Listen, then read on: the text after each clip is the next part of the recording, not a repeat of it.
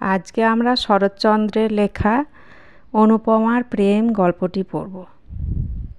11 বছর বয়সেই অনুপমা নভেল পড়ে পড়ে মাথাটা একেবারে বিগড়িয়ে ফেলেছে। সে মনে করল মানুষের হৃদয়ে যত প্রেম, যত মাধুরী, যত শোভা, যত সৌন্দর্য, যত তৃষ্ণা আছে, সব খুঁটে বেছে একত্রিত করে নিজের মস্তিষ্কের ভিতর জমা করে ফেলেছে। মানুষের স্বভাব, মানুষের চরিত্র তার নখদর্পণ হয়ে গেছে। জগতের শেখার পদার্থ আর তার কিছুই নাই। সব জেনে ফেলেছে, সব শিখে ফেলেছে।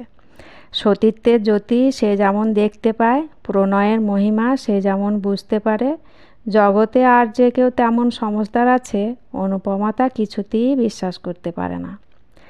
অনু ভাবল সে একটি মাধবীলতা, ইদানিং মঞ্জির উঠছে। এ অবস্থায় প্রয়োজন একটি সহযোগী শাখা। জড়িয়ে না ধরলে ফোটো ফোটো কুঁড়িগুলি কিছুতেই পূর্ণ বিকশিত হতে পারবে না। তাই খুঁজে খুঁজে একটি নবীন কান্তি সহযোগী মনোনীত করে নিল এবং 2-4 দিনেই তাকে মন, প্রাণ, জীবন, যৌবন সব দিয়ে ফেলল। মনে মনে মন দেবার বা নেবার সকলেরই সমান অধিকার, কিন্তু জড়িয়ে ধরার আগে সহযোগিতারও মতামতের ঈষৎ প্রয়োজন হয়। এখানেই মাধবীলতা কিছু বিপদে পড়ে গেল। নতুন নিরোধকান্তকে সে কেমন করে জানাবে যে সে তার মাধবীলতা? ফোটার জন্য ব্যগ্র হয়ে দাঁড়িয়ে আছে। তাকে আশ্রয় না দিলে এখনই কুঁড়ির ফুল নিয়ে মাটিতে লুটিয়ে প্রাণত্যাগ করবে। কিন্তু সহকার এসব জানতে পারল না। না জানুক, অনুপমা প্রেম ক্রমে ক্রমে বৃদ্ধি পেতে লাগলো। অমৃতে গরল, সুখে দুঃখ, প্রণয়ে বিচ্ছেদ চিরপ্রসিদ্ধ। 2-4 দিনে অনুপমা বিরহ ব্যথায় জীর্ণ শরীর হয়ে মনে মনে বলল, স্বামী, তুমি আমাকে নাও বা না নাও, ফিরে দেখো বা না দেখো, আমি তোমার চিরদাসী। প্রাণ যায় তাও স্বীকার, আর জন্মে নিশ্চয়ই পাব। তখন দেখবে সতীসাধ্যির ক্ষুদ্র বাহুতে কত বল। অনুপমা বড় লোকের মেয়ে। বাড়ির কাছে বাগানও আছে, মনোরম পুকুর আছে। সেখানে চাঁদ ওঠে, পদ্মও ফোটে, কোকিলও গান গায়, মৌমাছিও গুঞ্জন করে। এইখানে সে ঘুরে ফিরে বিরহ ব্যথা অনুভব করতে লাগলো। এলো চুল করে, গয়না খুলে ফেলে, গায়ে ধুলো মেখে, প্রেমের যোগিনী সেজে পুকুরের জলে কখনো মুখ দেখতে লাগলো, কখনো আঁচল পেতে গাছের তলায় শুয়ে হা হুতাশ ও দীর্ঘশ্বাস ত্যাগ করতে লাগলো। আহারে রুচি নাই, শোবার ইচ্ছা নাই, সাজসজ্জায় মন নেই, গল্প গুজবে রীতিমতো বিরক্তি। অনুপমা দিন দিন শুকিয়ে যেতে লাগলো। দেখে শুনে অনুর মা মনে মনে ভয় পেলেন। একটি মাত্র মেয়ে তার, আবার কি হলো? জিজ্ঞাসা করলে সে কী যে বলে কেউ বুঝতে পারে না। ঠোঁটের কথা ঠোঁটেই মিলিয়ে যায়। অনুর মা একদিন জগবন্ধু বাবুকে বললেন, ওগো, একবার কি চেয়ে দেখবে না, তোমার একটি মাত্র মেয়ে, সে যে বিনা চিকিৎসায় মরে যায়। জগবন্ধুবাবু আশ্চর্য হয়ে বললেন, কি হলো ওর? তা জানি নে, ডাক্তার দেখে শুনে বললেন অসুখ বিসুখ কিছুই নাই। তবে এমন হচ্ছে কেন? জগবন্ধুবাবু বিরক্ত হয়ে বললেন, তা কেমন করে জানবো? তবে মেয়ে আমার মরে যাক, এ তো বড় মুশকিলের কথা। জ্বর নেই, বালাই নেই, শুধু শুধু যদি মরে যায় তো আমি কি করে ধরে রাখবো?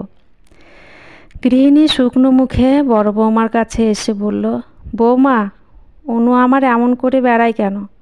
কেমন করে জানবো মা? তোমাদের কাছে কি কিছু বলে না? কিছু না। গৃহিণী প্রায় কেঁদে ফেললেন। তবে কি হবে? না খেয়ে না শুয়ে এমন করে সারাদিন বাগানে ঘুরে বেড়ালে কদিন আর বাঁচবে? তোরা বাছা যা হোক একটা বিহিত করে দে, না হলে বাগানের পুকুরে একদিন ডুবে মরবো। বড় বউ কিছুক্ষণ ভাবনা চিন্তা করে বলল, দেখে শুনে একটা বিয়ে দিয়ে দাও, সংসারের ভার পড়লে আপনি সব সেরে যাবে। বেশ কথা, তবে আজই এই কথা আমি কর্তাকে জানাবো।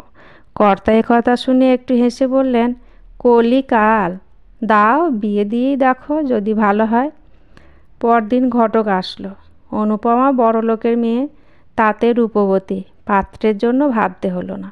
1 সপ্তাহের মধ্যে ঘটক ঠাকুর পাত্র স্থির করে জগবন্ধুবাবুকে খবর দিলেন।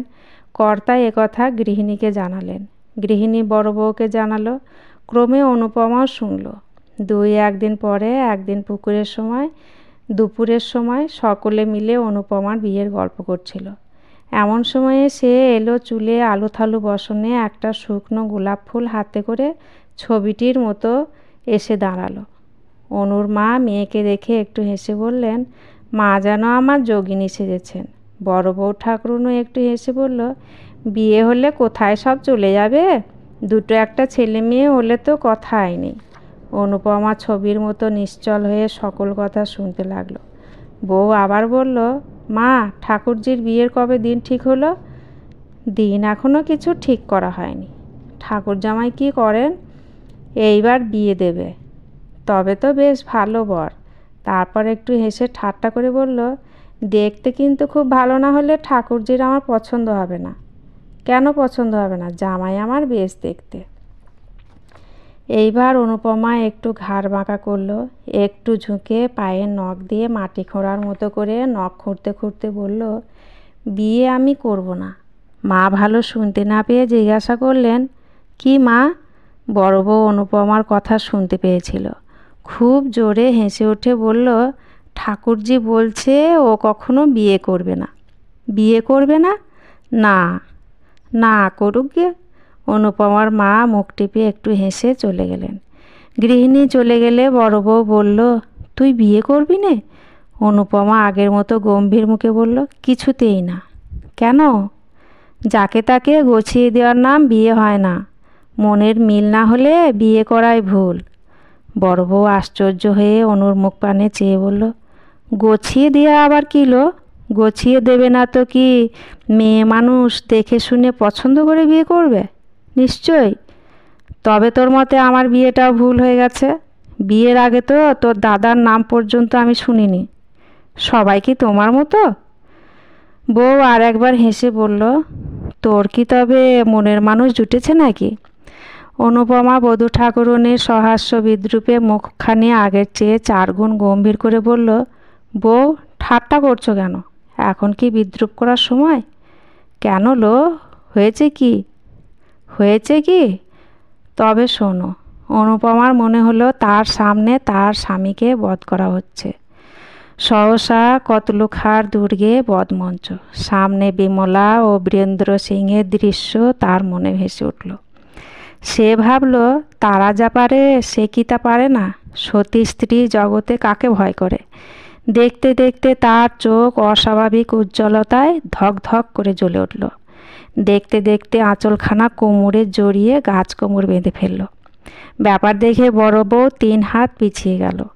নেমেষে অনুপমা পাশের খাটের খুঁড়ো বেশ করে জড়িয়ে ধরে উপরের দিকে চেয়ে চিৎকার করে বলতে লাগলো, প্রভু স্বামী প্রাণনাথ, দুনিয়ার সামনে আজ আমি মুক্ত কণ্ঠে স্বীকার করব, তুমিই আমার প্রাণনাথ। প্রভু তুমি আমার, আমি তোমার। এটা খাটের পা নয়, এ তোমার পদযুগল। আমি ধর্ম সাক্ষী করে তোমাকে পতিত্বে বরণ করেছি। এখনও তোমার পা ছুঁয়ে বলছি, এ জগতে তুমি ছাড়া কেউ আমাকে স্পর্শ করতে পারবে না। কার সাধ্য প্রাণ থাকতে আমাদের আলাদা করে? মাগো জগৎজননী! বড় বউ চিৎকার করে ছুটে বাইরে আসলো। ওগে ওগো দেখো গে ঠাকুরজি কেমন ধারা করছে। দেখতে দেখতে গৃহিণী ছুটে আসলেন। বউ ঠাকুরুনের চিৎকার বাইরে পর্যন্ত গিয়েছিল। কি হয়েছে, হলো কি? কর্তা ও তার পুত্র চন্দ্রবাবু ছুটে আসলেন। কর্তা গিন্নিতে, পুত্র পুত্রবধূতে, দাস দাসীতে মুহূর্তে ঘরে ভিড় হয়ে গেল। অনুপমা অজ্ঞান হয়ে খাটের কাছে পড়ে আছে। গৃহিণী কেঁদে উঠলেন, অনুর আমার কি হলো? ডাক্তার ডাক, জল আন, বাতাস কর ইত্যাদি চিৎকারে পাড়ার অর্ধেক প্রতিবেশী বাড়িতে জড়ো হলো। অনেকক্ষণ পরে চোখ খুলে অনুপমা ধীরে ধীরে বলল, আমি কোথায়? তার মা মুখের কাছে মুখ এনে সস্নেহে বললেন, কেন মা, তুমি যে আমার কোলে শুয়ে আছো। অনুপমা দীর্ঘ নিঃশ্বাস ফেলে ধীরে ধীরে বলল, ও তোমার কোলে? ভাবছিলাম আর কোথাও কোনো স্বপ্নরাজ্যে তার সঙ্গে ভেসে যাচ্ছি। স্রোতের মতো চোখের জল তার গাল বেয়ে পড়তে লাগলো। মা তা মুছিয়ে কাতর হয়ে বললেন, কেন কাঁদছো মা? কার কথা বলছো? অনুপমা দীর্ঘ নিঃশ্বাস ফেলে চুপ করে রইল। বড় বউ চন্দ্রবাবুকে একপাশে ডেকে বলল, সবাইকে যেতে বলো, আর কোনো ভয় নেই, ঠাকুরজি ভালো হয়ে গেছে। ক্রমশ সবাই চলে গেলে রাত্রে বড় বউ অনুপমার কাছে বসে বলল, ঠাকুরজি, কার সঙ্গে বিয়ে হলে তুই সুখী হোস? অনুপমা চোখ বুজে বলল, সুখ দুঃখ আমার কিছুই নেই, সেই আমার স্বামী। তা তো বুঝি, কিন্তু কে সে? সুরেশ। সুরেশই আমার। সুরেশ? রাখাল মজুমদারের ছেলে? হ্যাঁ, সেই। রাত্রে গৃহিণী একথা শুনলেন। পরদিন অমনি মজুমদারের বাড়িতে এসে উপস্থিত হলেন। নানা কথার পর সুরেশের মাকে বললেন, তোমার ছেলের সঙ্গে আমার মেয়ের বিয়ে দাও। সুরেশের মা হেসে বললেন, মন্দ কি? ভালো মন্দর কথা নয়, দিতেই হবে। তবে সুরেশকে একবার জিজ্ঞাসা করে আসি, সে বাড়িতেই আছে। তার মত হলে কর্তার অমত হবে না। সুরেশ বাড়ি থেকেই তখন বিয়ে পরীক্ষার জন্য প্রস্তুত হচ্ছিল। এক মুহূর্ত তার 1 বছর। তার মা বিয়ের কথা বলল, সে কানেই তুলল না। গৃহিণী আবার বললেন, সুরো, তোকে বিয়ে করতে হবে। সুরেশ মুখ তুলে বলল, তা তো হবেই, কিন্তু এখন কেন? পড়ার সময় ওসব কথা ভালো লাগে না। গৃহিণী অপ্রতিভ হয়ে বললেন, পড়ার সময় কেন? এক্সামিন হয়ে গেলে বিয়ে হবে। কোথায়? এই গাঁয়ে জগবন্ধু বাবুর মেয়ের সঙ্গে। কি? চন্দ্রের বোনের সঙ্গে, যেটাকে খুকি বলে ডাকতো? খুকি বলে ডাকবে কেন? তার নাম অনুপমা। সুরেশ অল্প হেসে বলল, হ্যাঁ, অনুপমা? দূর দূর, সেটা ভারী কুৎসিত। কুৎসিত হবে কেন? সে বেশ দেখতে। তা হোক বেশ দেখতে। এক জায়গায় শ্বশুরবাড়ি বাপের বাড়ি আমার ভালো লাগে না। কেন? তাতে আর দোষ কি? দোষের কথায় কাজ নেই। তুমি এখন যাও মা, একটু পড়ি। কিছুই এখনো হয়নি। সুরেশের মা ফিরে এসে বললেন, সুরো তো এক গায়ে কিছুতেই বিয়ে করতে চায় না। কেন? তা তো জানি নে। অনুর মা মজুমদার গৃহিণীর হাত ধরে কাতরভাবে বললেন, তা হবে না ভাই, এ বিয়ে তোমাকে দিতেই হবে। ছেলের অমত, আমি কি করব বলো? না হলে আমি কিছুতেই ছাড়ব না। তবে আজকে থাক, কাল আর একবার বুঝিয়ে দেখব, যদি মত করতে পারি। অনুর মা বাড়ি ফিরে এসে জগবন্ধুকে বললেন, ওদের সুরেশের সঙ্গে যাতে অনুর আমার বিয়ে হয় তা করো। কেন বলো দেখি? রায়গ্রামে তো একদম সব ঠিক হয়ে আছে। সে সম্বন্ধ আবার ভেঙে কী হবে? কারণ আছে। কি কারণ? কারণ কিছু নয়। সুরেশের মতো অমন রূপে গুণে ছেলে কি পাওয়া যাবে? আর ও আমার একটি মাত্র মেয়ে, তার দূরে বিয়ে দেব না। সুরেশের সঙ্গে হলে যখন খুশি দেখতে পাবো। আচ্ছা, চেষ্টা করব। চেষ্টা নয়, নিশ্চিত দিতে হবে। কর্তা নথ নাড়ার ভঙ্গি দেখে হেসে বললেন, তাই হবে গো। সন্ধ্যার পর কর্তা মজুমদার বাড়ি থেকে ফিরে এসে গৃহিণীকে বললেন, বিয়ে হবে না। সে কি কথা? কি করব বলো? ওরা না দিলে তো আর আমি জোর করে ওদের বাড়িতে মেয়ে ফেলে দিয়ে আসতে পারি নে। দেবে না কেন? এক গাঁয়ে বিয়ে হয়, ওদের মত নাই। গৃহিণী কপালে করাঘাত করে বললেন, আমার কপালের দোষ। পরদিন তিনি পুনরায় সুরেশের মায়ের কাছে এসে বললেন, দিদি, বিয়ে দে। আমার তো ইচ্ছা আছে, কিন্তু ছেলের মত হয় কই? আমি লুকিয়ে সুরেশকে আরও 5,000 টাকা দেব। টাকার লোভ বড় লোভ। সুরেশের মা কথা সুরেশের বাবাকে জানালেন। কর্তা সুরেশকে ডেকে বললেন, সুরেশ, তোমাকে এ বিয়ে করতেই হবে। কেন? কেন আবার কি? এ বিয়েতে তোমার গর্ভধারিণীর মত, আমারও মত, সঙ্গে সঙ্গে একটু কারণও হয়ে পড়েছে। সুরেশ নতমুখে বলল, এখন পড়াশোনার সময় পরীক্ষায় ক্ষতি হবে। তা আমি জানি বাপু, পড়াশোনার ক্ষতি করতে তোমাকে বলছি না। পরীক্ষা শেষ হলে বিয়ে করো, যে আজ্ঞে। অনুর মায়ের আনন্দের সীমা নাই। এ কথা তিনি কর্তাকে বললেন। দাস দাসী সকলকেই মনের আনন্দে এ কথা জানিয়ে দিলেন। বড় বউ অনুপমাকে ডেকে বলল, ওলো, বর্জে ধরা দিয়েছে। অনু সলজ্জে ঈষৎ হেসে বলল, তা আমি জানতাম। কেমন করে জানলি? চিঠিপত্র চলতো নাকি? প্রেম অন্তর্যামী, আমাদের চিঠিপত্র অন্তরে চলতো। ধন্যী মেয়ে তুই। অনুপমা চলে গেলে বড়বধূ ঠাকুরানী মৃদু মৃদু বলল, পাকামি শুনলে গা জ্বালা করে। আমি 3 ছেলের মা, উনি আজ আমাকে প্রেম শেখাতে এলেন। দুর্লভ বসু অনেক অর্থ রেখে মারা গেলে তার 20 বছরের একটিমাত্র পুত্র ললিতমোহন শ্রাদ্ধ শান্তি শেষ করে একদিন স্কুলে গিয়ে মাস্টারকে বলল, মাস্টার মশাই, আমার নামটা কেটে দিন। কেন বাপু? মিথ্যে পড়ে শুনে কি হবে? যে জন্য পড়াশোনা তা আমার অনেক আছে। বাবা আমার জন্যে অনেক করে রেখেছেন। মাস্টার চোখ টিপে অল্প হেসে বললে, তবে আর ভাবনা কি, এইবার চড়ে খাওগে। এইখানেই ললিতমোহনের পড়াশোনার ইতি হলো। ললিতমোহনের কাঁচা বয়স, তাতে বিস্তর অর্থ, কাজেই স্কুল ছাড়া মাত্র অনেক বন্ধুও জুটে গেল। ক্রমে তামাক, সিদ্ধি, গাঁজা, মদ, গায়ক গায়িকা ইত্যাদি একটির পর একটি করে ললিতমোহনের বৈঠকখানা পূর্ণ করল।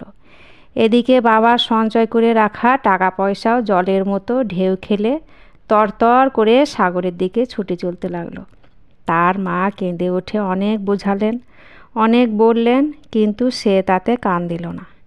একদিন চোখ পাকিয়ে মায়ের কাছে এসে বলল, মা, এখনই আমাকে 50 টাকা দাও। মা বললেন, একটি পয়সাও আমার নেই। ললিতমোহন দ্বিতীয় কথা না বলে একটা কুড়ুল নিয়ে মায়ের হাত বাক্স চিরে ফেলে 50 টাকা নিয়ে চলে গেল। তিনি দাঁড়িয়ে সমস্ত দেখলেন, কিন্তু কিছুই বললেন না। পরদিন ছেলের হাতে লোহার সিন্দুকের চাবি দিয়ে বললেন, বাবা, এই লোহার সিন্দুকের চাবি নাও। তোমার বাপের টাকা যেমন ইচ্ছে খরচ করো, আর আমি বাধা দিতে আসবো না। কিন্তু ঈশ্বরের কাছে প্রার্থনা করি যেন আমি গেলে তোমার চোখ ফোটে। ললিত আশ্চর্য হয়ে বলল, কোথায় যাবে? তা জানি নে। আত্মঘাতী হলে কোথায় যেতে হয় তা কেউ জানে না, তবে শুনেছি মুক্তি পায় না। তা কি করবো বলো? আমার যেমন কপাল। আত্মঘাতী হবে? না হলে আর উপায় কি? তোমাকে পেটে ধরে আমার সব সুখী হলো। এখন প্রতিদিন তোমার লাথি ঝাঁটা খাওয়ার চেয়ে যমদূতের আগুনকুণ্ড ভালো। ললিতমোহন মাকে চিনত। সে ভালো রকম জানত তার মা মিথ্যা ভয় দেখানোর লোক নয়। তখন কেঁদে মাটিতে লুটিয়ে পড়ে পা জড়িয়ে ধরে বলল, মা, তুমি আমাকে মাপ করো। এমন কাজ আর কখনো করব না। তুমি থাকো, তুমি যেও না। মা রুক্ষভাবে বললেন, তাও কি হয়? তোমার বন্ধু বান্ধব তারা সব কোথায় যাবে? আমি কাউকে চাইনি। আমি টাকা কড়ি, বন্ধু বান্ধব কিছুই চাইনি, শুধু তুমি থাকো। তোমার কথায় বিশ্বাস কি? কেন মা, আমি তোমার খারাপ ছেলে তা বলে অবিশ্বাসের কাজ কি কখনো করেছি? তুমি এখন থেকে ইচ্ছা করে যা দেবে তার বেশি 1 পয়সাও নেব না। ইচ্ছা করে? তোমাকে ইচ্ছা করে 1 পয়সাও দিতে ইচ্ছা করে না। কেননা এই 1-1.5 বছরের মধ্যে তুমি যত টাকা উড়িয়েছ তার অর্ধেকও কখনো তোমার জীবনে উপার্জন করতে পারবে না। তুমি আমাকে কিছুই দিও না। মা নরম হয়ে বললেন, না, অতটা তোমার সইবে না। আমিও তা চাই না। মাসে 100 টাকা পেলে তোমার চলবে কি? স্বচ্ছন্দে। তবে তাই হোক। 2-1 দিনের মধ্যেই তার বন্ধুবান্ধবরা একে একে সরে পড়তে লাগলো। ললিতমোহন 2-1 জনের বাড়িতে ডাকতে গেল। কেউ বলল কাল যাব, কেউ বলল কাজ আছে। মোটের ওপর কেউ আর আসলো না। এখন সে সম্পূর্ণ একা। একা মদ খায়, একা ঘুরে বেড়ায়। একবার মনে করলো আর মদ খাবো না। একটা পথে সে প্রায়ই ঘুরে বেড়াতো। এ পথটা জগবন্ধুবাবুর বাগানের পাশ দিয়ে অনেকটা নির্জন বলে মদ খেয়ে এখানেই বেড়ানোর বেশি সুবিধা হতো। মাতাল বলে তার গ্রামময় দুর্নাম। কারো বাড়িতে যাওয়া ভালো দেখায় না, কাজেই মদ খেয়ে নিজের সঙ্গে নিজেই বেরিয়ে বেড়াতো। আজকাল তার একজন সঙ্গী জুটেছে, সে অনুপমা। আসতে যেতে সে প্রায়ই দেখে তারই মতো অনুপমা বাগানের ভিতর ঘুরে বেড়ায়। অনুপমাকে সে ছোটোবেলা থেকে দেখে আসছে, কিন্তু আজকাল তার প্রতি যেন একটা নতুনত্ব দেখতে পায়। জগবন্ধুবাবুর বাগানের প্রাচীরের এক জায়গায় ভাঙা ছিল, সেইখানে একটা গাছের পাশে দাঁড়িয়ে দেখে অনুপমা বাগানময় ঘুরে বেড়াচ্ছে। কখনো বা গাছতলায় বসে মালা গাঁথছে, কখনো বা ফুল তুলছে। এক এক সময় পুকুরে জলে পা দুটি ডুবিয়ে অল্প বয়সী মেয়ের মতো খেলা করছে। দেখতে তার বেশ ভালো লাগে।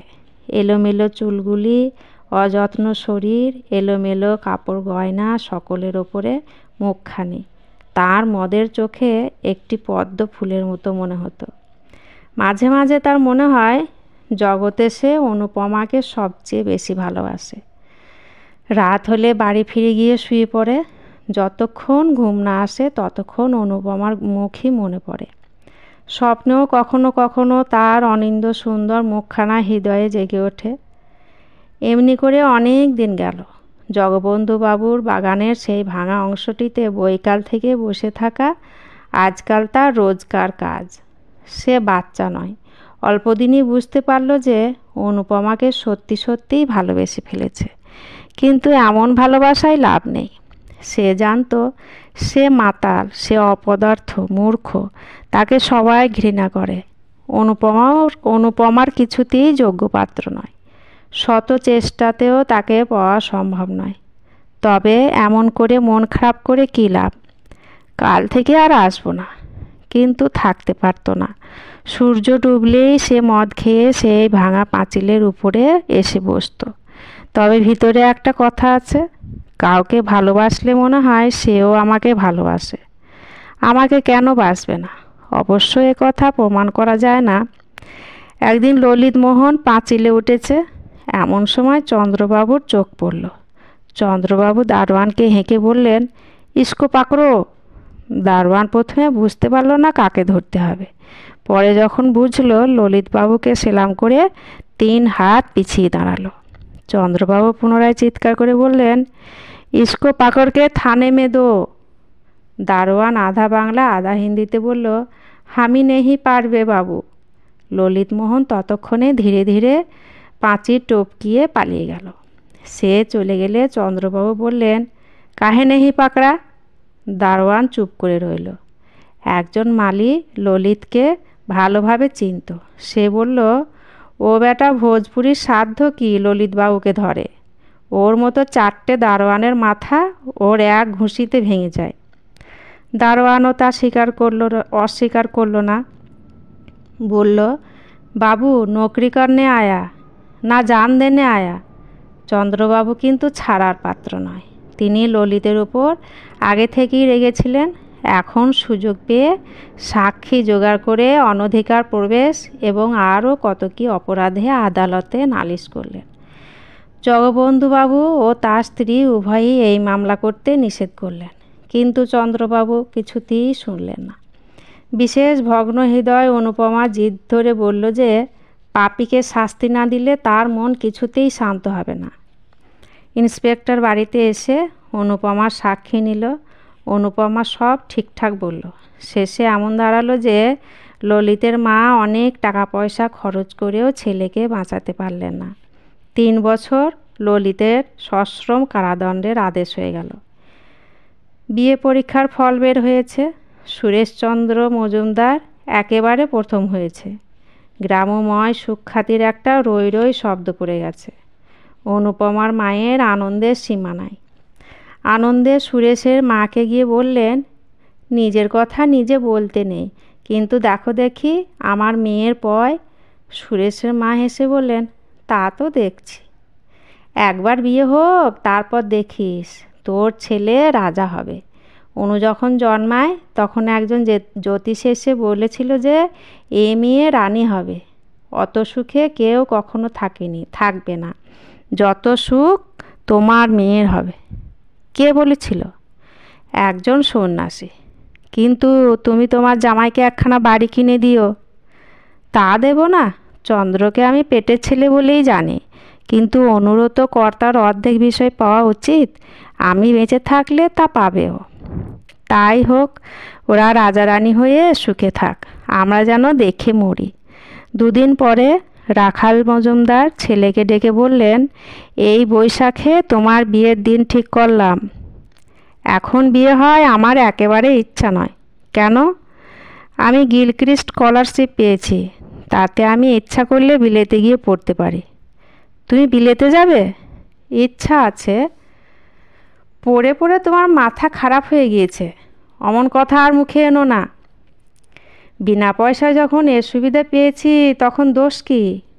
রাখালবাবু এ কথায় একেবারে অগ্নিশর্মা হয়ে উঠলেন। না আস্তিক বেটা, দোষ কি? পরের পয়সায় যদি বিষ পাওয়া যায় তাকে খেতে হবে? সে কথায় এ কথায় অনেক পার্থক্য। পার্থক্য আর কোথায়? একদিকে জাত খোয়ানো, মিলেচ্ছ হওয়া, আর অপরদিকে বিষ ভোজন। ঠিক এক নয় কি? চুলে চুল মিলে গেল নাকি? সুরেশ আর কোনো প্রতিবাদ না করে নিরুত্তরে চলে গেল। সে চলে গেলে রাখালবাবু আপনা আপনি হেসে বললেন, বেটা পাতা দুই ইংরাজি পড়ে আমাদের সঙ্গে তর্ক করতে আসে। কেমন কথাটা বললাম? পরের পয়সায় বিষ পেলে কি বিষ খেতে হবে? বাছাধন আর দ্বিতীয় কথাটি বলতে পারল না। এ অকাট্য যুক্তি কিও আটকাতে পারে? বিয়ের সমস্ত পাকা রকম স্থির হয়ে গেলে বড় বউ একদিন অনুপমাকে বললেন, কিলো বরের সুখ্যাতি যে গ্রামে ধরে না? অনুপমা মৃদু হেসে বলল, যার সতীসাধ্যী স্ত্রী জগতে তার সকল সুখের পথই উন্মুক্ত থাকে। তবু তো এখনো বিয়ে হয়নি লো। বিয়ে আমাদের অনেক দিন আগেই হয়েছে। জগৎ জানে না বটে, কিন্তু অন্তরে অন্তরে বহুদিন আমাদের পুনর্মিলন হয়ে গিয়েছে। বড় বউ একটু হাসলো, একটু ঠোঁট কুঁচকিয়ে একটু থেমে বললেন, এ কথা আর কোথাও বলিস নে। আমরা বুড়ো মাগি, আমাদের তো বলা দূরে থাক, এমন ধারা শুনলেও লজ্জা করে। সব কথাই তুই যেন থিয়েটার অ্যাক্ট করতে থাকিস। এমন করলে লোকে পাগল বলবে যে। আমি প্রেমে পাগল। আজ 5ই বৈশাখ। অনুপমার বিয়ের উৎসবে আজ গ্রামটা তোলপাড় হচ্ছে। জগবন্ধুবাবুর বাড়িতে আজ ভিড় ধরে না। কত লোক যাচ্ছে, কত লোক হাঁকাডাকি করছে, কত খাওয়ানো দাওয়ানোর ঘটা, কত বাজনা বাদ্যের ধুম। যত সন্ধ্যা হয়ে আসতে লাগলো ধুমধাম তত বেড়ে উঠতে লাগলো। সন্ধ্যা লগ্নে বিয়ে, এখনই বর আসবে। সকলেই উৎসাহে আগ্রহে উন্মুখ হয়ে আছে, কিন্তু বর কোথায়? রাখালবাবুর বাড়িতে সন্ধ্যার সময়ে কলরব বেঁধে উঠেছে। সুরেশ গেল কোথায়? এখানে খোঁজ ওখানে খোঁজ, এদিকে দেখ ওদিকে দেখ, কিন্তু কেউই সুরেশকে খুঁজে বার করতে পারছে না। কুসংবাদ পৌঁছাতে দেরি হয় না। বিদ্যুতের মতো এ কথা জগবন্ধুবাবুর বাড়িতে উড়ে এসে পড়ল। বাড়ির শুদ্ধ লোক সকলেই মাথায় হাত দিয়ে বসে পড়ল। সে কি কথা? 8টার সময় বিয়ের লগ্ন, কিন্তু 9টা বাজতে চলল। কোথাও বরের সন্ধান পাওয়া গেল না। জগবন্ধুবাবু মাথা চাপড়িয়ে ছুটোছুটি করে বেড়াতে লাগলেন। গৃহিণী তার কাছে এসে কেঁদে বললেন, কি হবে গো? কর্তার এখন আধ পাগলা অবস্থা। তিনি চিৎকার করে বলে উঠলেন, হবে আমার শ্রাদ্ধ, আর কি হবে? এই হতভাগা মেয়ের জন্য বুড়ো বয়সে আমার মান গেল, যশ গেল, জাতি গেল। এখন একঘরে হয়ে থাকতে হবে। কেন মরতে বুড়ো বয়সে তোমাকে আবার বিয়ে করেছিলাম? তোমারই জন্য আজ আমার এই অপমান। শাস্ত্রেই আছে স্ত্রী বুদ্ধি প্রলয়ঙ্কারী। তোমার কথা শুনে নিজের পায়ে নিজে কুড়ুল মেরেছি। যাও, কথা বলে তোমার নিয়ে নিয়ে আমার সামনে থেকে দূর হয়ে যাও। আর ওদিকে আর এক বিপদ। অনুপমা বারবার অজ্ঞান হয়ে যাচ্ছে। এদিকে রাত বেড়ে চলেছে। 10টা, 11টা, 12টা, ক্রমশ 1টা 2টো বেজে গেল, কিন্তু সুরেশের কোথাও সন্ধান পাওয়া গেল না। সুরেশকে পাওয়া যাক আর না যাক, আজ রাতে বিয়ে না হলে জগবন্ধুবাবুর জাত যাবে। রাত আন্দাজ 3টের সময় 50 বছর বয়সী কাশি রোগী রামদুলাল দত্তকে পাড়ার 5 জন জগবন্ধুবাবুর হিতৈষী বন্ধু বরবেশে খাড়া করে নিয়ে আসলো। অনুপমা যখন শুনল এমনি করে তার মাথা খাবার উদ্যোগ হচ্ছে, তখন সে অজ্ঞান হওয়া ছেড়ে দিয়ে মায়ের পায়ে লুটিয়ে পড়ল। ও মা, আমায় ক্ষমা করো, এমন করে আমার গলায় ছুরি দিও না। এ বিয়ে দিলে আমি নিশ্চয়ই আত্মহত্যা করব। মা কেঁদে বললেন, আমি কি করব মা? মুখে যাই বলুন না কেন, মেয়ের দুঃখে ও আত্মগ্লানিতে তার হৃদয় পুড়ে যাচ্ছিল। তাই কেঁদে কেটে আবার স্বামীর কাছে আসলেন। ওগো, একবার শেষটা ভেবে দেখো, এ বিয়ে দিলে মেয়ে আমার বিষ খাবে। কর্তা কোনো কথা না বলে একেবারে অনুপমার কাছে এসে গম্ভীরভাবে বললেন, ওঠো, ভোর হয়ে যায়। কোথায় যাব বাবা? এখনই সম্প্রদান করব। অনুপমা কেঁদে ফেলল। বাবা, আমাকে মেরে ফেলো, আমি বিষ খাবো। যা ইচ্ছে হয় কাল করো মা, আজ বিয়ে দিয়ে আমার জাত বাঁচাই, তারপর যেমন খুশি করো। বিষ খেয়েও জলে ডুবে মুড়ো, আমি একবারও বারণ করব না। কি নিদারুণ কথা! এইবার সত্যি সত্যি অনুপমার ভিতর পর্যন্ত শিউরে উঠল। বাবা, আমাকে রক্ষা করো। কত কাতর প্রার্থনা, কত কান্না, কিন্তু কোনো কথাই খাটল না। দৃঢ় প্রতিজ্ঞ জগবন্ধুবাবু সেই রাতেই বৃদ্ধ রামদুলাল দত্তের হাতে অনুপমাকে সম্প্রদান করলেন। বহুকাল বিপত্নিক বৃদ্ধ রামদুলালের সংসারে আর কেউ নেই। দুটো পুরনো ইটের বাড়ি, একটু শাকসবজির বাগান, এই হলো দত্তজির সাংসারিক সম্পত্তি। বহু কষ্ট করে তার দিন কাটে। বিয়ে করে পরদিন অনুপমাকে বাড়ি আনলেন। সঙ্গে অনেক খাবার দাবার আসলো, অনেক দাসদাসী আসলো। আর কোনো কষ্ট নেই। 6-7 দিন তার পরম সুখে কাটল। বড়লোক শ্বশুর, আর তার কোনো অভাব নেই। বিয়ে করে কপাল ফিরেছে। কিন্তু অনুপমার কথা আলাদা। দিন 2 থেকে সে বাপের বাড়ি ফিরে আসলো। তখন তার মুখ দেখে দাসদাসীরাও গোপনে চোখ মুছল। বাড়ি গিয়ে প্রাণত্যাগ করব, এই পরামর্শ অনুপমা স্বামীর বাড়ি থেকেই স্থির করে রেখেছিল। এবার সত্যি সত্যি মরার ইচ্ছা হয়েছে। অনেক রাতে সবাই ঘুমিয়ে পড়লে সে নিঃশব্দে জানলা খুলে বাগানের পুকুরের সিঁড়িতে এসে বসল। আজ তাকে মরতে হবে, মুখের মরা নয়, কাজের মরা মরতে হবে। অনুপমার মনে পড়ল আর একদিন সে এইখানে মরতে গিয়েছিল। সেও বেশি দিনের কথা নয়, কিন্তু তখন মরতে পারে নাই, কেননা একজন ধরে ফেলেছিল। আজ সে কোথায়? জেলখানায় কয়েদ খাটছে। কোন অপরাধে? শুধু বলতে এসেছিল সে তাকে ভালোবাসে। কে জেলে দিল? চন্দ্রবাবু। কেন? তাকে দেখতে পারত না বলে, সে মাতাল বলে, সে অনধিকার প্রবেশ করেছিল বলে। কিন্তু অনুপমা কি বাঁচাতে পারত না? পারত, কিন্তু সে তা করেনি, বরং জেলে দিতে সাহায্যই করেছে। আজ তার মনে হলো ললিত কি সত্যিই ভালোবাসত? হয়তো বাসত, হয়তো বাসত না, না বাসুক, কিন্তু তাকে সাজা দিয়ে তার কি ইষ্টসিদ্ধি হয়েছে? জেলে পাথর ভাঙছে, ঘানি টানছে, আরও কত কি নিজ কাজ করতে হচ্ছে। এতে হয়তো চন্দ্রবাবুর লাভ হয়েছে, কিন্তু তার কি? সে সাজা না পেলে কি তাকে পেতে পারত, যিনি এমন মনের আনন্দে নিজের উন্নতির জন্য জাহাজে চড়ে বিলাত যাচ্ছেন? অনুপমা সেইখানে বসে অনেকক্ষণ কাঁদল। তারপর জলে নামল। 1 হাঁটু 1 বুক গলা পর্যন্ত ধীরে ধীরে ডুবন জলে এসে পড়ল। 8 মিনিট পর্যন্ত জলের তলায় থেকে অনেক জল খেয়ে আবার উপরে ভেসে উঠল। আবার ডুব দিল, আবার ভেসে উঠল। সে সাঁতার দিতে জানত, তাই সমস্ত পুকুরটা তন্ন তন্ন করেও কোথাও ডুবন জল মিলল না। অনেকবার ডুব দিল, অনেক জলও খেল, কিন্তু একেবারে ডুবে যেতে কিছুতেই পারল না। সে দেখল মরতে দৃঢ় সংকল্প হয়েও ডুব দিয়ে নিঃশ্বাস আটকাবার উপক্রম হলেই নিঃশ্বাস নিতে উপরে ভেসে উঠতে হয়।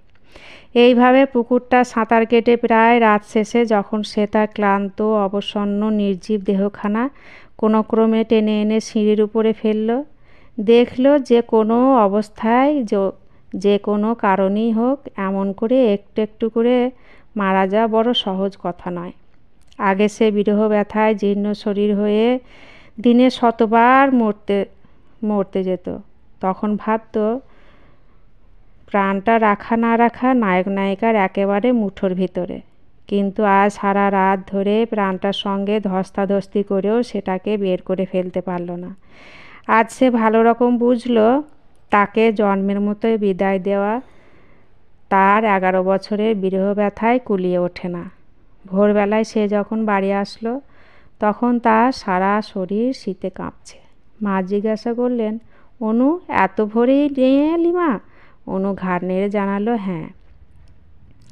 এদিকে দত্তমশাই এক প্রকার পাকাপাকিভাবে শ্বশুরবাড়িতে আশ্রয় নিয়েছেন। প্রথম প্রথম জামাই আদর কিছুটা মিলত, কিন্তু ক্রমশ তাও কম পড়ে আসলো। বাড়িসুদ্ধ কেউই প্রায় তাকে দেখতে পারে না। চন্দ্রবাবু প্রতিটি কথায় তাকে ঠাট্টা, বিদ্রূপ, অপদস্থ, লাঞ্ছিত করেন। তার একটু কারণও ছিল। একে তো চন্দ্রবাবুর হিংসুটে মন, তাতে আবার অকর্মণ্য জামাই বলে জগবন্ধুবাবু কিছু বিষয় আশায় দিয়ে যাবেন বলেছিলেন। অনুপমা কখনো আসে না, শাশুড়িও সে বিষয়ে খোঁজ নেন না। তবুও রামদুলালের মনের আনন্দে দিন কাটতে লাগলো। যত্ন, আত্মীয়তার তিনি বড় একটা ধার ধারতেন না। যা পেতেন তাতেই খুশি হতেন। তার উপর দুবেলা সন্তোষজনক আহার পাচ্ছেন। বুড়ো বয়সে দত্তমশাই এই যথেষ্ট বলে মেনে নিতেন। কিন্তু তার সুখভোগ করার বেশি দিন আর বাকি ছিল না। এক জীর্ণ শীর্ণ শরীর, তার উপর পুরনো সাথী কাশির রোগ অনেক দিন থেকে তার শরীরে আশ্রয় নিয়ে বসে আছে। প্রতি বছর শীতকাল তাকে স্বর্গে নিয়ে যাওয়ার জন্য টানাটানি করত। এবারও শীতকালে ভীষণ টানাটানি করতে লাগলো। জগবন্ধুবাবু দেখলেন যক্ষা রামদুলালের অস্থিমজ্জায় প্রতিটা গ্রন্থিতে ছড়িয়ে পড়েছে। পাড়াগাঁয়ে সুচিকিৎসা হবে না জেনে কলকাতায় পাঠিয়ে দিলেন। সেখানে কিছুদিন সুচিকিৎসার পর সতী সাধ্যি অনুপমার কল্যাণে 2 বছর ঘুরতে না ঘুরতে রামদুলাল সংসার ত্যাগ করলেন। তবুও অনুপমা একটু কাঁদল। স্বামী মরলে বাঙালির মেয়েকে কাঁদতে হয়, তাই কাঁদল। তারপর নিজের ইচ্ছায় সাদা কাপড় পরে সব গয়না খুলে ফেলল। মা কাঁদতে কাঁদতে বললেন, অনু, তোর এ বেশ আমি চোখে দেখতে পারিনি, অন্তত হাতে একজোড়া বালাও রাখ। তা হয় না, বিধবার অলংকার পরতে নেই। কিন্তু তুই যে কচি মেয়ে। তা হোক, বাঙালির মেয়ে বিধবা হলে কচি বুড়ো সব এক হয়ে যায়। মা কি আর বলবেন, শুধু কাঁদতে লাগলেন। অনুপমার বৈধব্যে লোকে নতুন করে শোক করল না। 2-1 বছরের মধ্যে সে যে বিধবা হবে সে সকলেই জানত। গৃহিণীও বুঝতেন, তাই শোকটা নতুন করে হলো না। যা হবার তা বিয়ের রাতেই হয়ে গিয়েছে।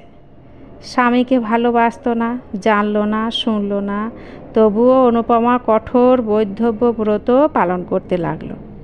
রাত্রে জলস্পর্শ করতো না, দিনে এক মুঠো নিজের হাতে সিদ্ধ করে নেয়। একাদশীর দিন নির্জল উপবাস করে।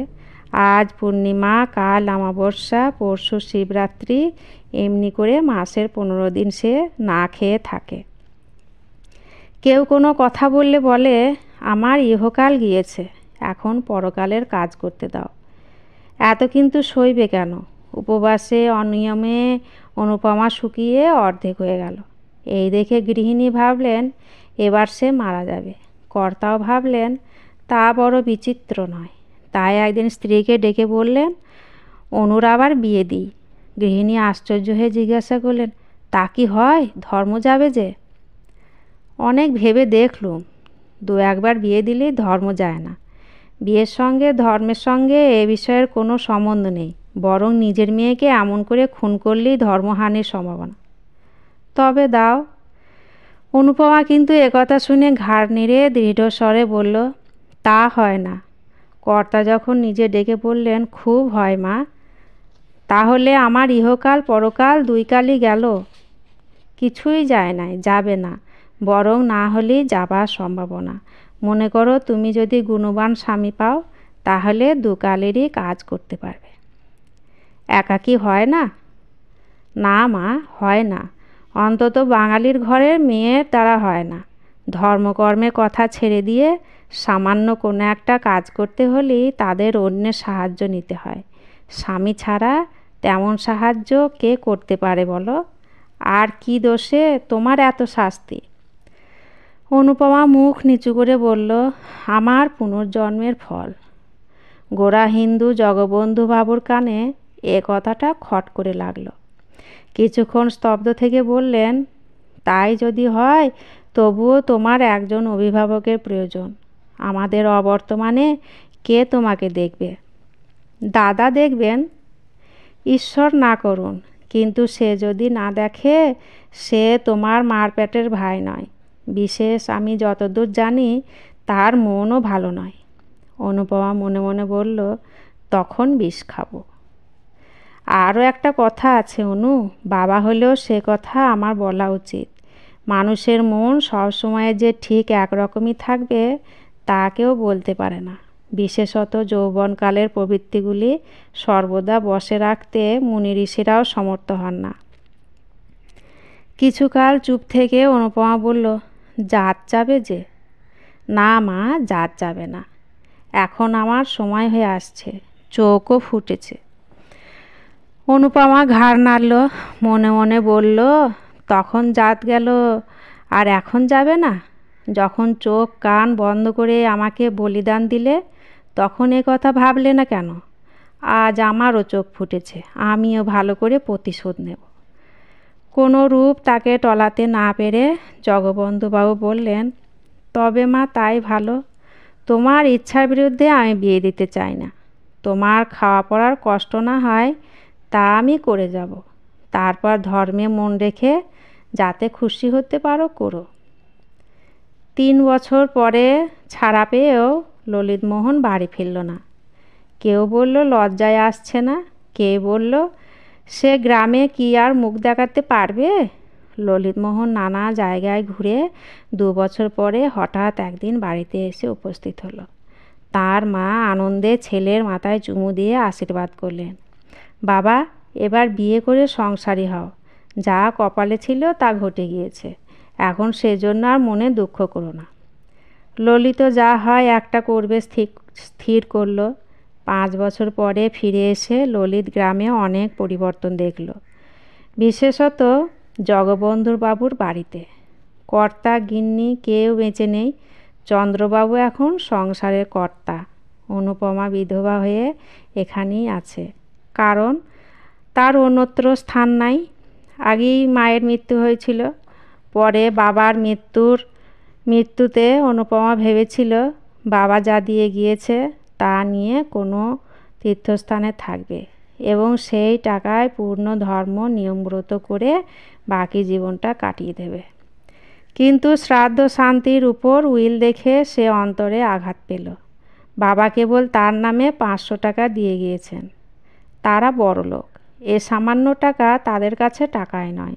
সত্যি বলতে এই টাকায় কারো সারা জীবন অন্ন বস্ত্রের ব্যবস্থা হতে পারে না। গ্রামে অনেকেই কানাঘুষো করল, এ উইল জগবন্ধুবাবুর নয়, ভিতরে কিছু কারসাজি আছে। কিন্তু সে কথায় আর লাভ কি? নিরুপায় হয়ে অনুপমা চন্দ্রবাবুর বাড়িতেই রইল। লোকে বলে পিতার মৃত্যু না হলে সৎ মাকে চিনতে পারা যায় না।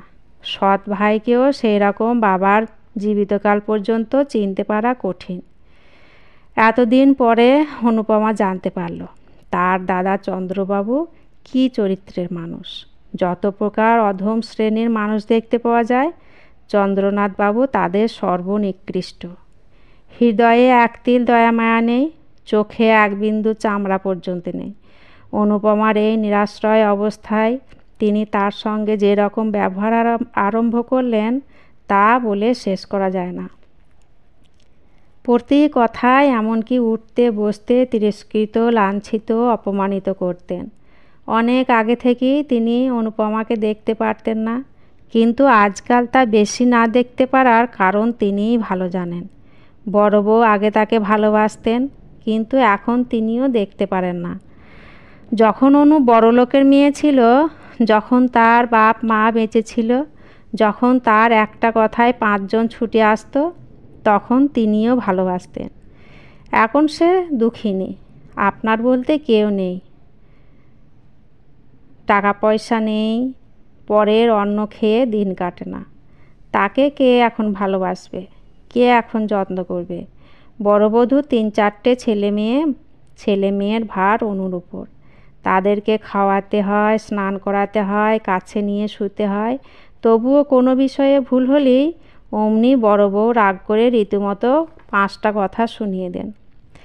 এছাড়া অনুপমাকে নিত্য দুবেলা চন্দ্রবাবুর জন্য 2-4টে ভালো তরকারি রাঁধতে হয়। রাঁধুনি ব্রাহ্মণ তেমন তৈরি করতে পারেন না, আর তা না হলে চন্দ্রবাবুর কিছু খাওয়া হয় না। একাদশী হোক আর দ্বাদশী হোক আর উপবাসী হোক, সে রান্না তাকে রাঁধতেই হবে। বিধবা হয়ে অনুপমা সকালে স্নান করে অনেকক্ষণ ধরে পুজো করত। এখন তাকে সেই সময়টুকুও দেওয়া হয় না। একটু দেরি হলেই বড় বউ বলে ওঠেন, ঠাকুরঝি একটু হাত চালিয়ে নাও, ছেলেরা কাঁদছে, এখন পর্যন্ত কিছু খেতে পায়নি। অনুপমা যা তা করে উঠে আসে, একটি কথাও সে মুখ ফুটে বলতে পারে না। একাদশীর দীর্ঘ উপবাস করেও তাকে রাত্রে রান্না করতে হয়। জলের তেষ্টায় বুক ফাটতে থাকে, আগুনের তাপে মাথা টিপটিপ করতে থাকে, গা ঝিমঝিম করে, তবু একটি কথাও বলে না। অবস্থার পরিবর্তন সহ্য করার ক্ষমতাও হয়, কেননা ভগবান তা শিখিয়ে দেন, না হলে অনুপমা এতদিনে মারা যেত। এ সংসারে তার চেয়ে দাস দাসী ভালো। জোর করে তাদের দুটো কথা বললে তারাও দুটো জোরের কথা বলতে পারে। অন্তত আমার মাইনেপত্র চুকিয়ে দিন, বাড়ি যাই, এ কথাও বলতে পারে। কিন্তু অনু তাও বলতে পারে না। সে বিনামূল্যে কৃতদাসী। মারো কাটো, তাকে এখানেই থাকতে হবে, তার কোথাও যাবার জো নেই। সে বিধবা, সে বড় লোকের মেয়ে। অনুপমার অবস্থা বোঝাতে পারা যায় না, বুঝতে হয়।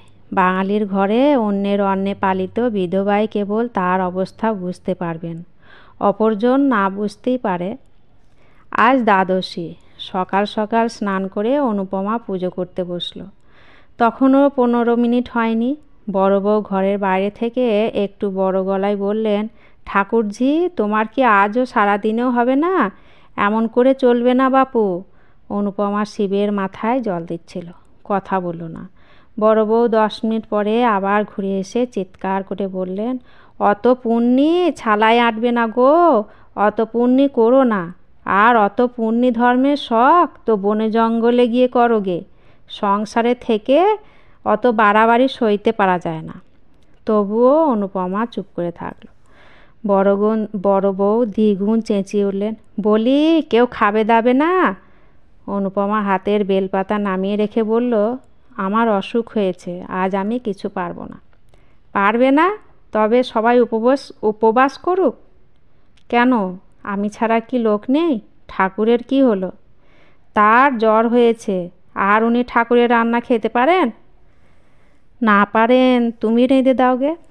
আমি রাঁধবো? মাথার যন্ত্রণায় প্রাণ যায়। একটা কবিরাজ 24 ঘন্টা আমার পেছনে লেগে আছে, আর আমি আগুনের কাছে যাব? অনুপমা জ্বলে উঠল, বলল, তবে সবাইকে উপোস করতে বলো গে। তাই যাই, তোমার দাদাকে এ কথা জানাই গে। আর তোমার অসুখ হবে কেন?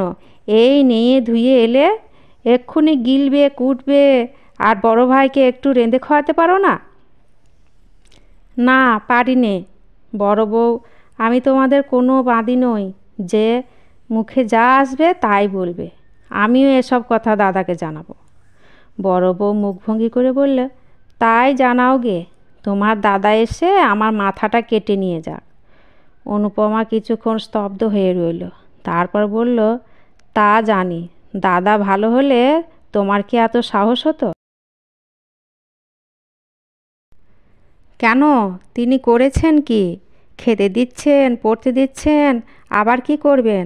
সত্যি সত্যি তো আর আমাকে তাড়িয়ে দিয়ে তোমায় মাথায় করে রাখতে পারেন না। এজন্যে আর মিথ্যে রাগ করলে চলবে কেন? সব জিনিসেরই একটা সীমা আছে। অনুপমার সহ্য করারও সীমা আছে। সে এতদিন যা বলেনি আজ বলে ফেলল। বলল, দাদা আমাকে খাওয়াবেন পড়াবেন কি? যে বাপের টাকায় উনি খান, আমিও সেই বাপের টাকায় খাই। বড় বউ রেগে বলল, তাই যদি হতো তাহলে বাপ আর পথের কাঙাল করে রেখে যেত না। পথের কাঙাল তিনি করে যাননি, তোমরাই করেছ। গ্রামশুদ্ধ সবাই জানে তিনি আমাকে নিঃসম্বল রেখে যাননি। সে টাকা দাদা চুরি না করলে আজ আমাকে তোমার মুখ নাড়া খেতে হতো না। বড় বউয়ের মুখ প্রথমে শুকিয়ে গেল, কিন্তু পরক্ষণেই দ্বিগুণ তেজে বলে উঠলেন, গ্রামশুদ্ধ সবাই জানে উনি চোর? তবে এ কথা ওকে জানাবো, জানিও, আর বলো যে পাপের ফল তাকে পেতেই হবে। সেদিন এমনিই গেল। অবশ্য এ কথা চন্দ্রবাবু শুনতে পেলেন, কিন্তু উচ্চবাচ্য করলেন না। চন্দ্রবাবুর সংসারে ভোলা বলে একজন জোয়ান চাকর ছিল। 5-6 দিন পরে চন্দ্রবাবু একদিন তাকে বাড়ির ভিতরে ডেকে এনে বেদম মারতে লাগলেন। চিৎকার শুনে দাস দাসীরা ছুটে আসলো। তখনও অসম্ভব মার চলছে। অনুপমা ঘরের ভিতরে পুজো করছিল। পুজো ফেলে সেও ছুটে আসলো। ভোলার নাক মুখ দিয়ে রক্ত বইছে। অনুপমা চিৎকার করল, দাদা করো কি, মরে গেল যে। চন্দ্রবাবু খিঁচিয়ে উঠলেন, আজ বেটাকে একেবারে মেরেই ফেলবো। তোকেও সঙ্গে সঙ্গে মেরে ফেলতাম, কিন্তু শুধু মেয়ে মানুষ বলে তুই বেঁচে গেলি। আমার সংসারে এত বড় পাপ আমি বরদাস্ত করব না। বাবা তোকে 500 টাকা দিয়ে গিয়েছেন, তাই নিয়ে তুই আজই আমার বাড়ি থেকে দূর হয়ে যা। অনুপমা কিছুই বুঝতে পারল না, শুধু বলল, সে কি? কিছুই নয়, আজ টাকা নাও, নিয়ে ভোলার সঙ্গে দূর হয়ে যাও, বাইরে গিয়ে যা খুশি করবে। অনুপমা সেখানেই অজ্ঞান হয়ে গেল। দাস দাসীরা সকলেই এ কথা শুনল। কেউ মুখে কাপড় দিয়ে হাসলো, কেউ হাসি চেপে ভালো মানুষের মতো সরে গেল, কেউ বা ছুটে অনুপমাকে তুলতে আসলো। চন্দ্রবাবু মৃতপ্রায় ভোলার মুখে আর একটা লাথি মেরে বাইরে চলে গেলেন। আজ অনুপমার শেষ দিন। এ সংসারে সে আর থাকবে না। জ্ঞান হয়ে পর্যন্ত সে সুখ পায়নি। ছেলেবেলায় ভালোবেসেছিল বলে নিজের শান্তি নিজে ঘুচিয়েছিল। অতিরিক্ত বাড়াবাড়ি করেছিল বলে বিধাতা তাকে এক তিলও সুখ দেন নাই। যাকে ভালোবাসি মনে করত তাকে পেল না। যে ভালোবাসতে এসেছিল তাকে তাড়িয়ে দিল। বাবা নেই, মা নেই, দাঁড়াবার স্থান নেই। স্ত্রীলোকের একমাত্র অবলম্বন সতীত্বের সুযশ, তাও ঈশ্বর কেড়ে নিতে বসেছেন। তাই আর এ সংসারে থাকবে না। বড় অভিমানে তার হৃদয় ফেটে যাচ্ছে। নিস্তব্ধ নিদ্রিত জ্যোৎস্না রাতে জানলার কপাট খুলে আবার বারবার 3বার পুকুরে সেই পুরনো সিঁড়িতে এসে বসল। এবার অনুপমা চালাক হয়েছে। গতবার সাঁতার শিক্ষাটা তাকে মরতে দেয়নি। এবার তা ব্যর্থ করার জন্য কাঁখে কলসি নিয়ে এসেছে। এবার পুকুরে কোথায় ডুবন জল আছে তা বের করে নেবে। এবার নিশ্চয়ই ডুবে মরবে। মরার আগে পৃথিবীকে বড় সুন্দর দেখায়। ঘর বাড়ি, আকাশ, মেঘ, চাঁদ, তারা, জল, ফুল, লতা, গাছ সব সুন্দর হয়ে ওঠে। যেদিকে চাও সেদিকেই মনোরম মনে হয়। সব যেন আঙুল তুলে বলতে থাকে, মরো না, দেখো আমরা কত সুখে আছি, তুমিও সহ্য করে থাকো, একদিন সুখী হবে। না হয় আমাদের কাছে এসো, আমরা তোমাকে সুখী করব। অকারণে বিধাতার দেওয়া আত্মাকে নরকে নিক্ষেপ করো না। মরতে এসো মানুষ তাই অনেক সময় ফিরে যায়। আবার যখন ফিরে দেখে জগতে এক তিলও সুখ নেই, অসীম সংসারে দাঁড়াবার এক বিন্দু জায়গা নেই, আপন বলতে একজনও নেই, তখন আবার মরতে চায়। কিন্তু পরক্ষণেই কে যেন ভিতর থেকে বলতে থাকে, ছি ছি, ফিরে যাও, এমন কাজ করো না, মরলেই কি সব দুঃখের অবসান হবে? কেমন করে জানলে এর থেকে আর বড় দুঃখ হবে না? মানুষ অমনি ছোট হয়ে পিছু হটে দাঁড়ায়। অনুপমার এসব কথা কি মনে হচ্ছিল না?